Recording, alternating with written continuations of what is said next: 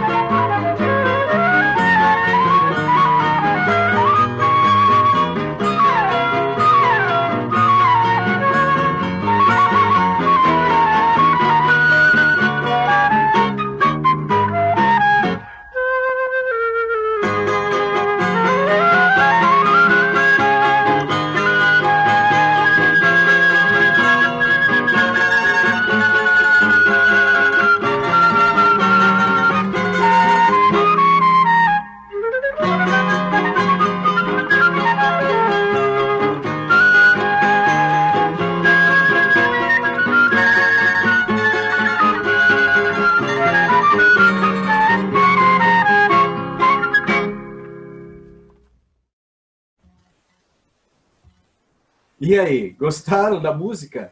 Cara, ela é muito gostosinha de ouvir, né? Muito gostosinha mesmo. Vamos lá. Joaquim Calado, então, ele é um músico, tá? do século XIX, ele morre, tá? Morre em 1880. Então essa música é anterior, né, a esta data. Claro, claro, claro, vocês podem fazer piadinha aí, cuidado, hein? Tá? Mas Joaquim Calado, ele mostra um gênero musical que estava surgindo no nosso Brasil. É esse gênero que ele toca, Joaquim Calado, olha só, negro, né? O músico brasileiro negro antes da abolição da escravatura. Isso é muito legal, gente, isso é muito legal. O tanto que a música também podia servir como um instrumento de ascensão social, mesmo antes da abolição da escravatura, né? Então, sobre o gênero musical, vocês conseguiram perceber, conhecem esse gênero?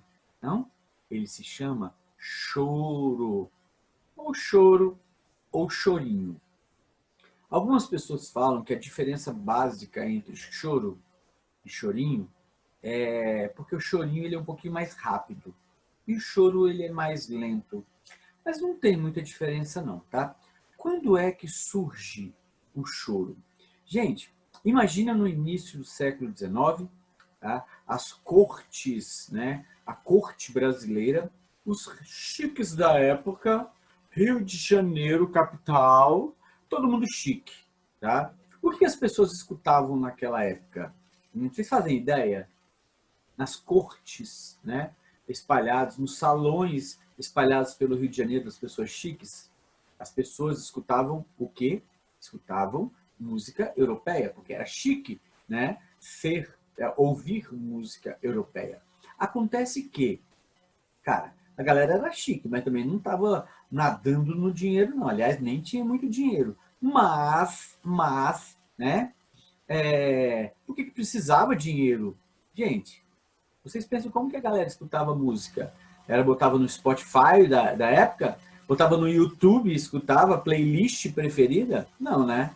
Não. Você tinha que ter ali música ao vivo. Então, imaginem os entraves para se ter música ao vivo. Primeiro, o entrave maior, que eram músicos, né? Músicos e depois a partitura. Ah, mas isso é fácil, é só ir na Europa. Aham.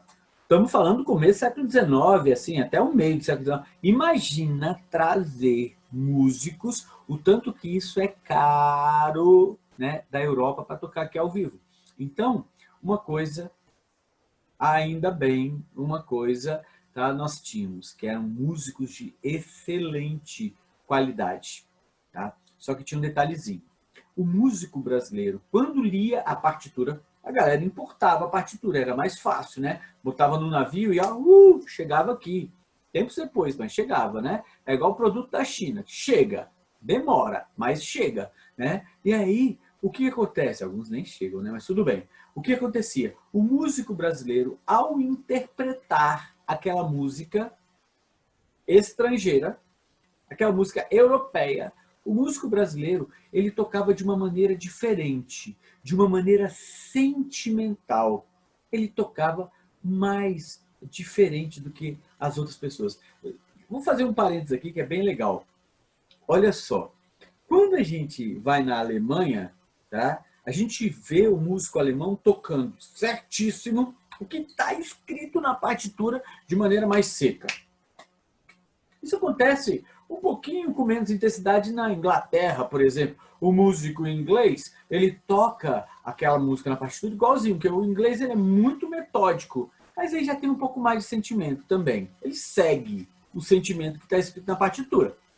Se eu pegar essa partitura e levar essa partitura para a Espanha, né, o espanhol vai tocar muito mais de forma caliente.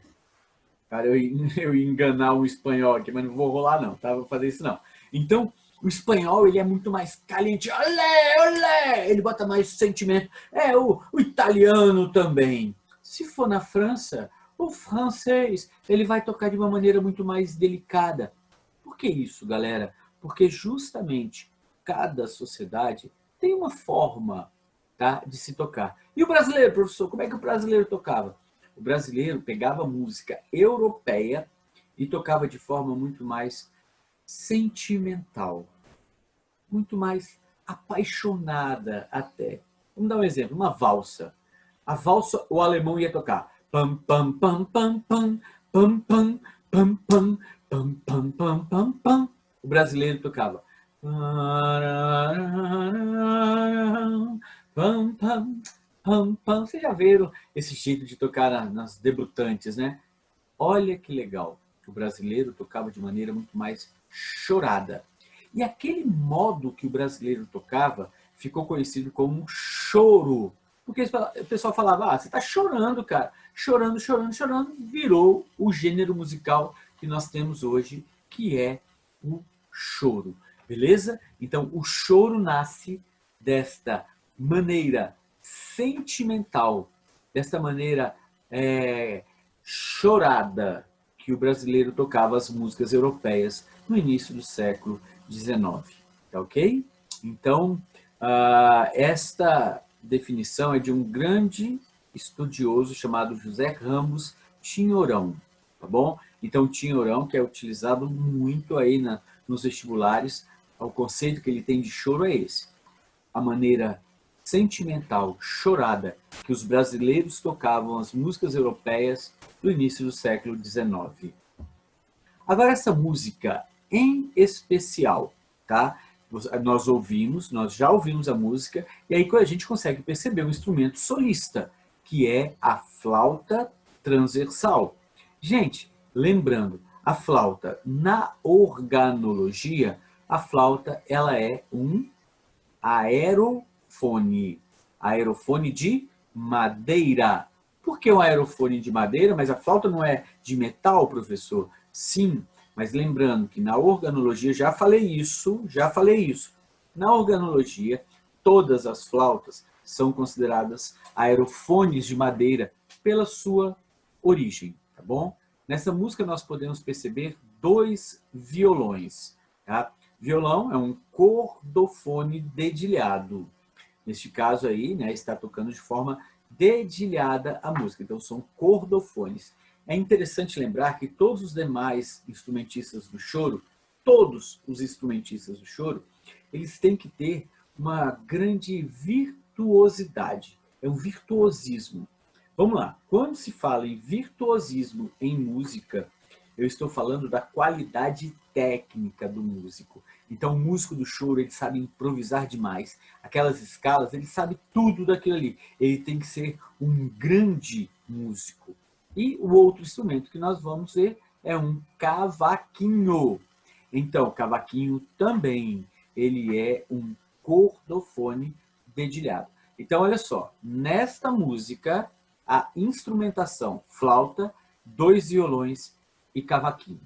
A música específica, a original do Calado, Joaquim Calado, Flor Amorosa. Então, nós temos esta instrumentação. E esta instrumentação levou também, né, o nome do grupo, tá, do Calado, que era Grupo de Choro, tá, ou o Choro do Calado.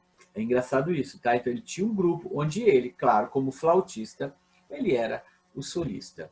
Lindinhos, lembra, se a UNB perguntar sobre essa música e falar sobre a música original do Joaquim Calado, ela é totalmente instrumental. Ela é totalmente instrumental. Porém, tá? Existem sim versões com letras. Eu vou até deixar aí depois o vídeo. Esta apresentação está toda na sala de aula. Vocês podem ver a hora que vocês quiserem, tá? E aí tem o link dos vídeos.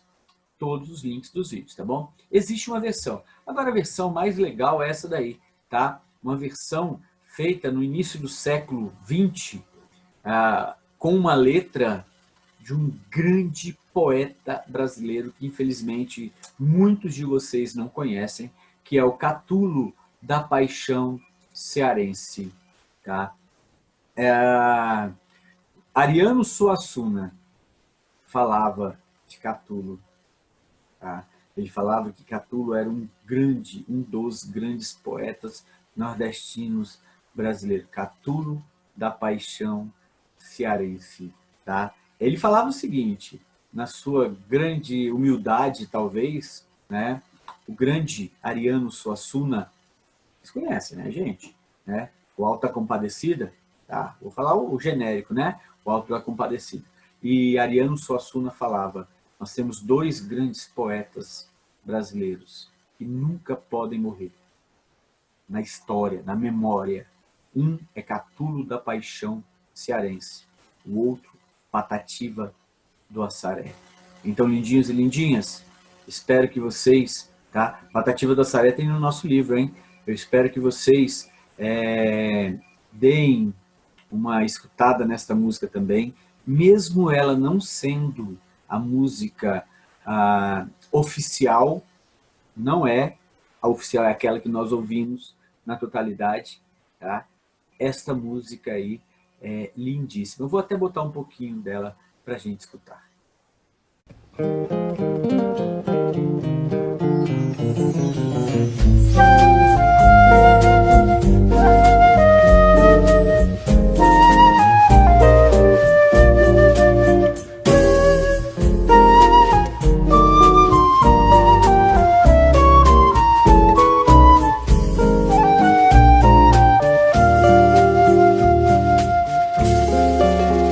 Flor amorosa, compassiva, sensitiva, vem. Porque é uma rosa orgulhosa, presunçosa, tão vaidosa. Pois olha, a rosa tem prazer em ser beijada. É flor, é flor.